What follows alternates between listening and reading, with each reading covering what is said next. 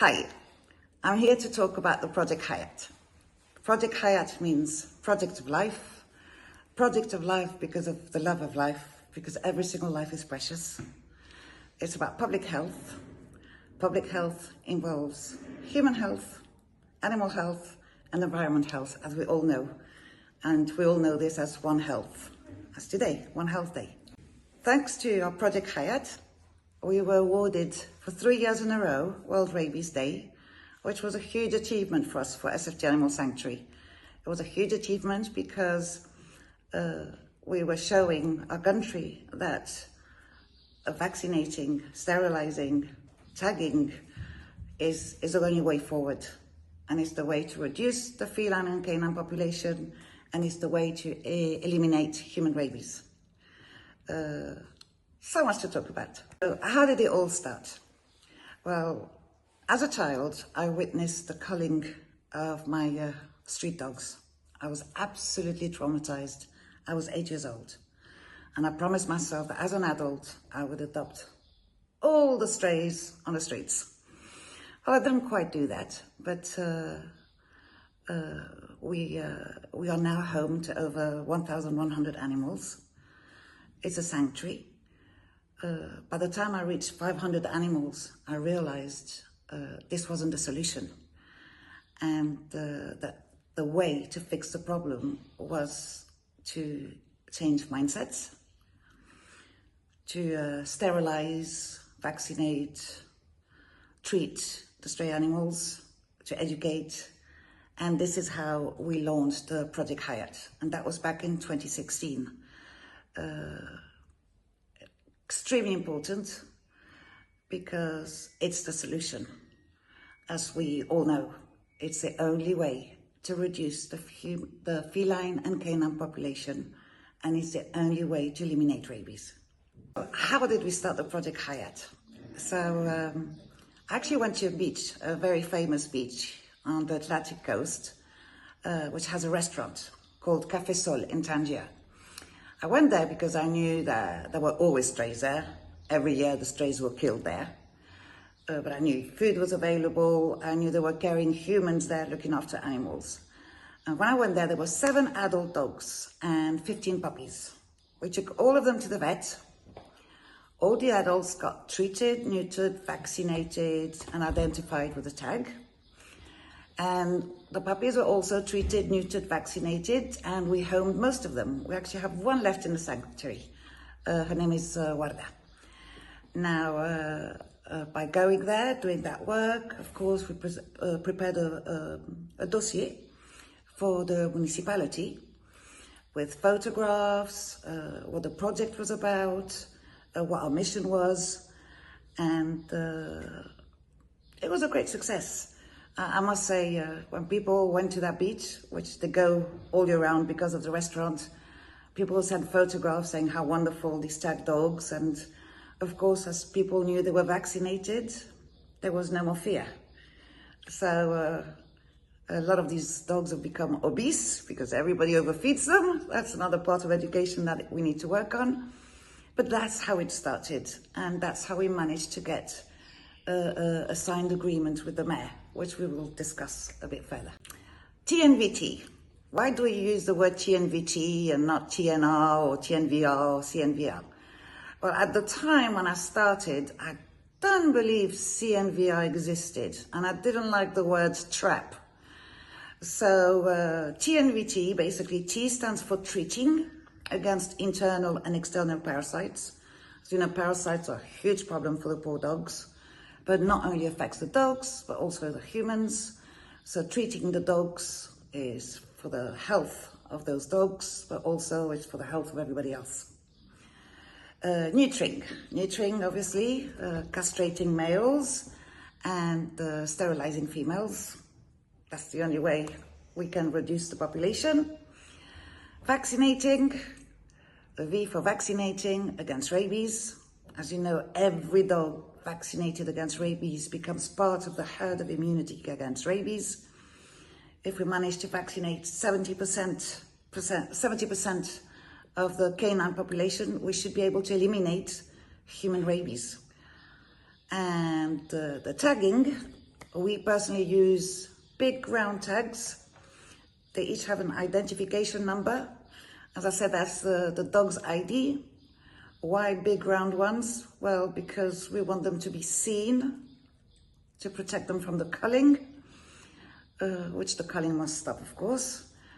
And the identification number is essential for the registry book, which, says when we picked up the dogs, where is he from, who's looking after that dog, guardians, volunteers, which also I will explain, because our project Hayat involves absolutely everyone. It's not just catching dogs, getting them done and putting them back in the territories. No. We have humans looking after them, which is essential. The children, the adults, the guardians, the authorities, absolutely everyone. They look after the dogs.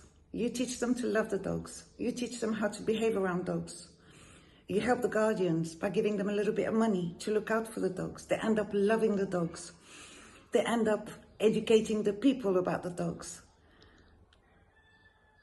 It involves all of us. And working together and showing them the joy it is to help and the happiness you get just by getting that wagging tail. Honestly, it does wonders. Stay positive and involve everyone in your work. It does wonders. During the COVID lockdown, we had permission to go around to feed our strays. As you know, everybody was locked down. But then I realized that, I was feeding my strays, but, the beggars had nothing to eat. The bins were empty. Even the people who used to look in the bins to find food, they were empty because people weren't throwing away food anymore. They were eating the leftovers.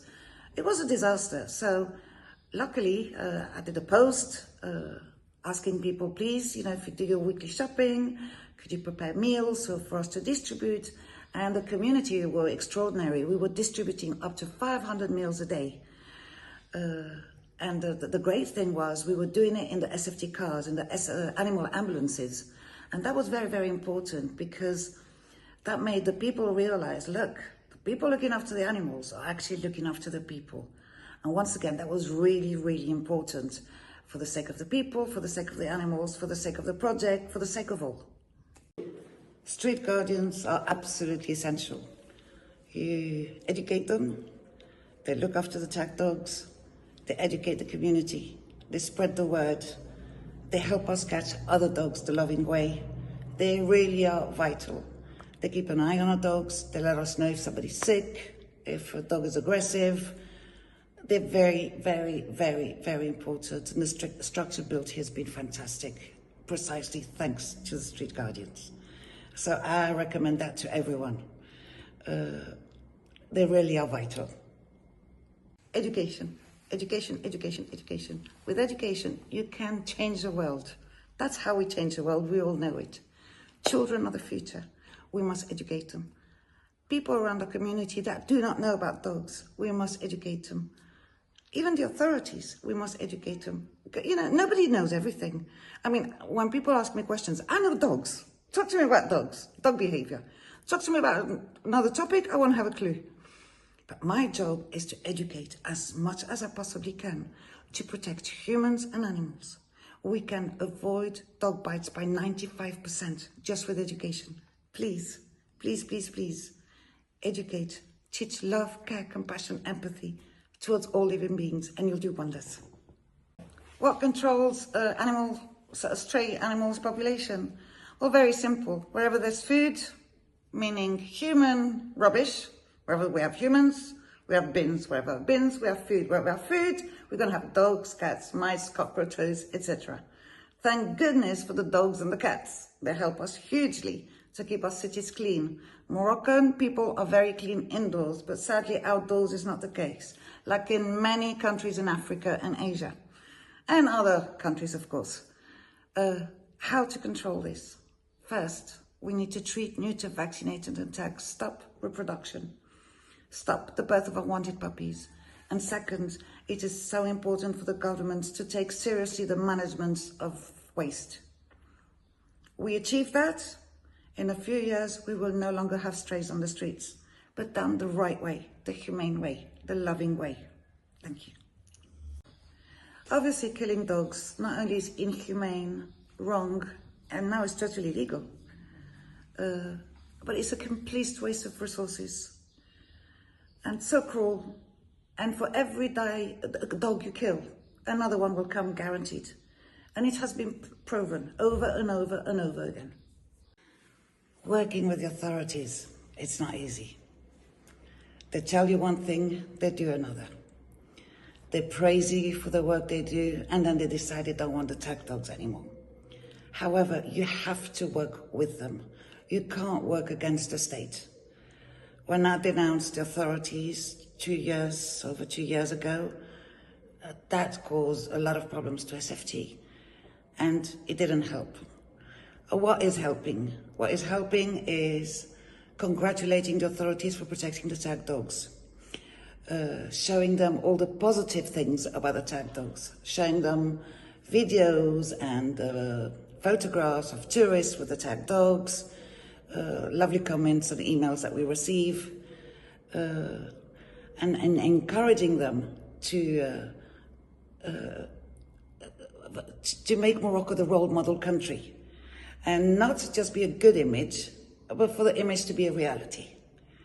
And praising the government, encouraging the government, in my opinion, is the only way we'll make it work. Morocco wants positive feedback, not negative. So my posts are positive for those reasons. And I always thank the authorities for protecting the tag dogs. Good luck to you all in doing the same. Rabies kills, we know, but it's 100% preventable. Nobody should die of rabies nowadays. Morocco offers free treatment to anyone scratched or bitten by a mammal.